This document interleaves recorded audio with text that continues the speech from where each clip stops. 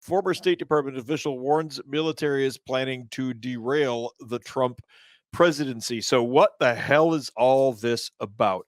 You have to understand what's been going on since the Eisenhower administration back in the 1950s. It dates back that far when the U.S. War Department, yes, we had a War Department, was separated into the Defense Department, and a chunk of it was rolled over into the State Department, which had existed, but the State Department's mission then changed. Uh-huh. So at that point, a Senator Joe McCarthy went on a crusade to get all the communists out of the U.S. government, and he was laughed out and ended up drinking himself to death. Yeah. The thing is, Joe was wrong on one key point. It was way worse than he thought it was. And the timing. Yes. Over the years, starting then, but really ramping up under the first George Bush, and a lot of people won't like to hear this, and I don't care. Once again, the truth hurts. Uh-huh. George Bush was one of the first New World Order presidents. He even said it on camera. Yes, he did.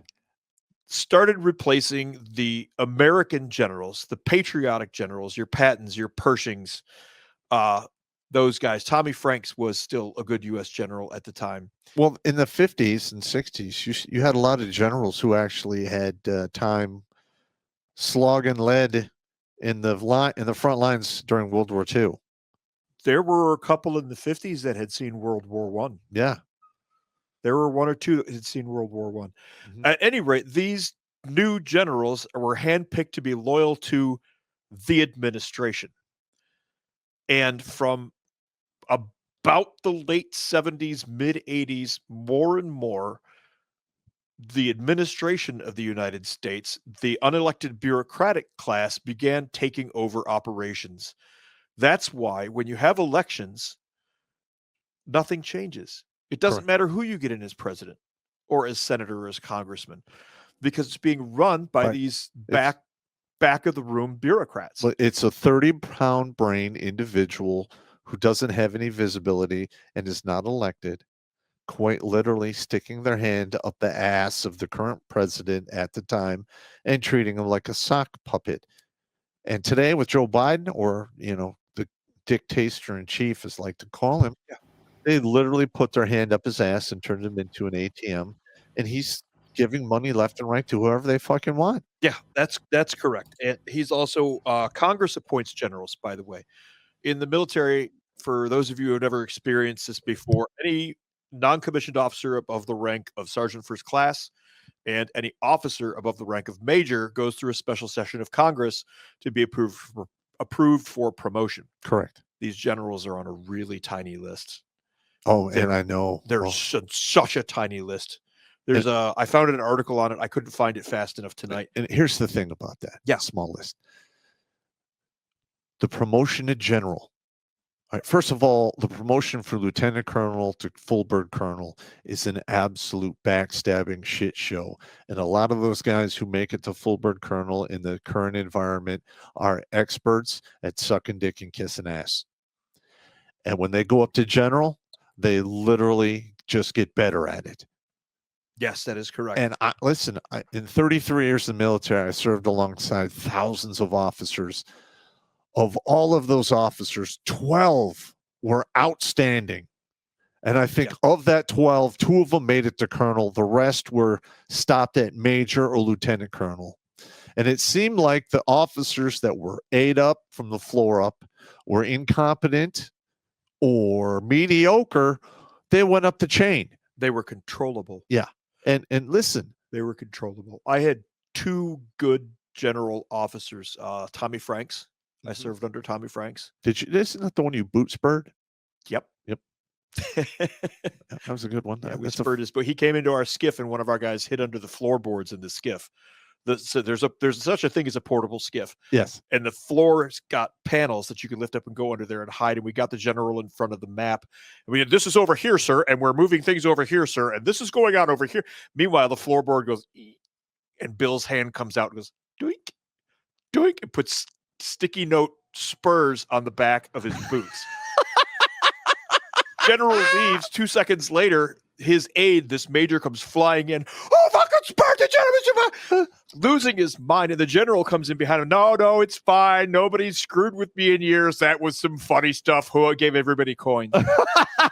That's good. He thought it was his. He was a really good sport about it.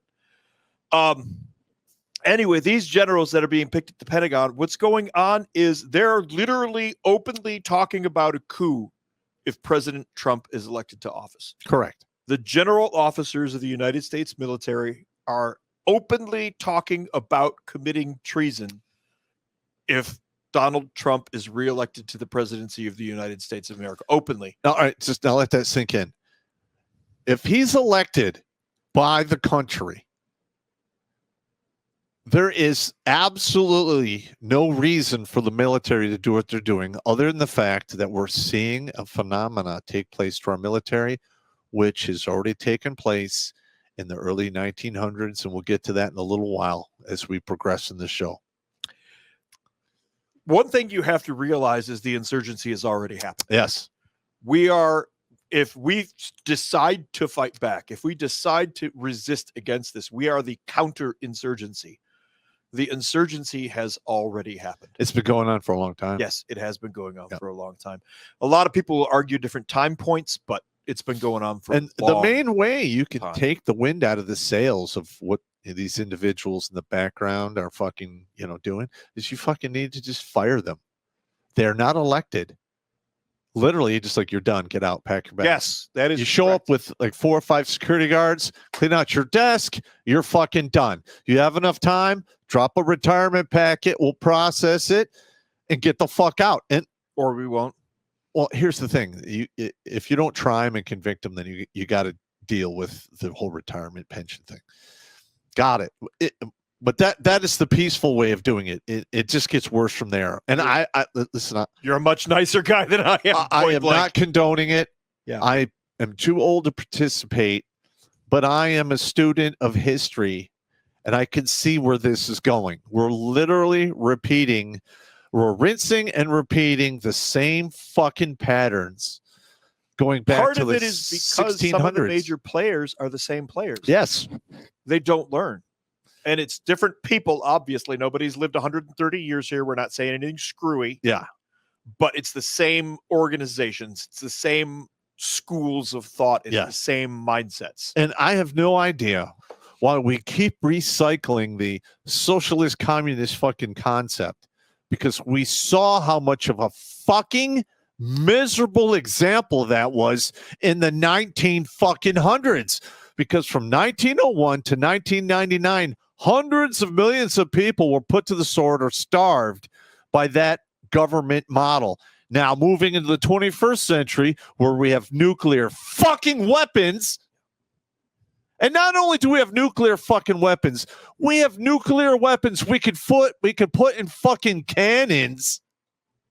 And quite literally, you're allowing a lieutenant colonel to have the fucking button to start Armageddon.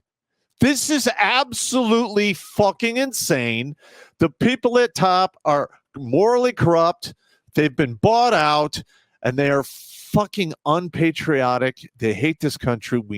In my opinion, they need to be fired. Plain and simple. Have some tea, Pop. Have some tea. All right.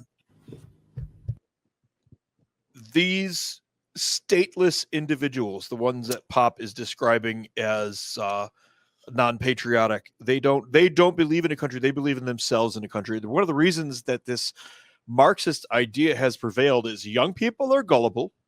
Okay, young people are gullible. They'll believe all kinds of shit. I believed all kinds of shit when I was young. Academics, your professors, the elite academic class, if you will, they believe their own stink.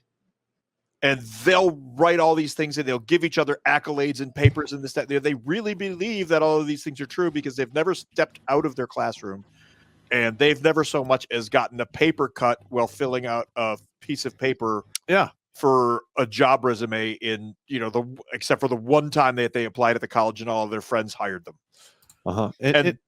you've been exposed to the higher level officers, right? Oh my God, yes. They literally have virtually no contact with their troops. They sit behind a desk. They have the power of royalty. It's staff controls everything. Every aspect of their life is controlled. I was on staff. Yeah. But another reason why we're not meeting our recruiting goals is because we've had a volunteer army since the mid-70s, and these general officers are still wielding the type of power they had in the 1700s and the 1800s when they just conscripted people. Now, if you want to have a volunteer army, you can't have general officers or colonels or what have you willy-nilly letters of reprimand, bar of reenlistment without a due process. Like, quite literally, we need to redo, in my opinion, the powers and duties of the generals out there. And most of all, we need to pick our officers from the lower level enlisted who have a track record of success. Because I don't give a fuck if you were the captain of your football team in high school and college. I don't give a shit if you were on the debate team. Fuck you.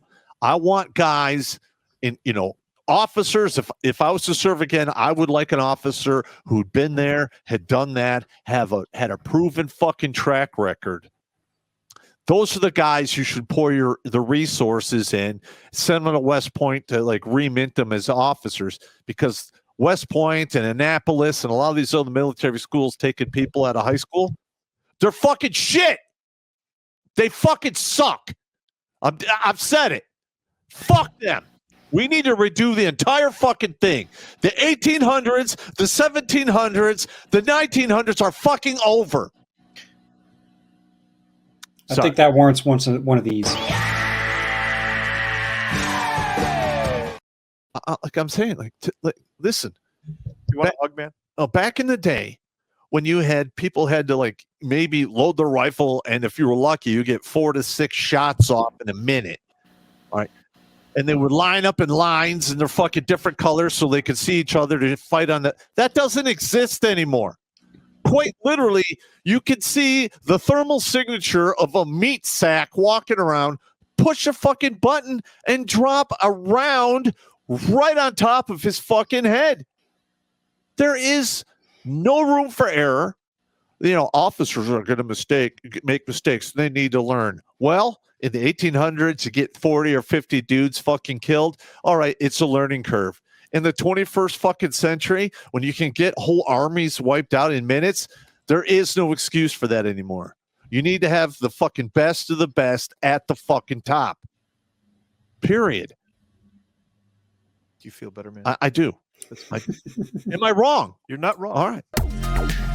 Watch Grunt Speak live every Tuesday and Thursday at 8 p.m. Eastern. And if you want to join Pop for Supporter Sundays, go to redonkulous.com/donate and make a monthly pledge.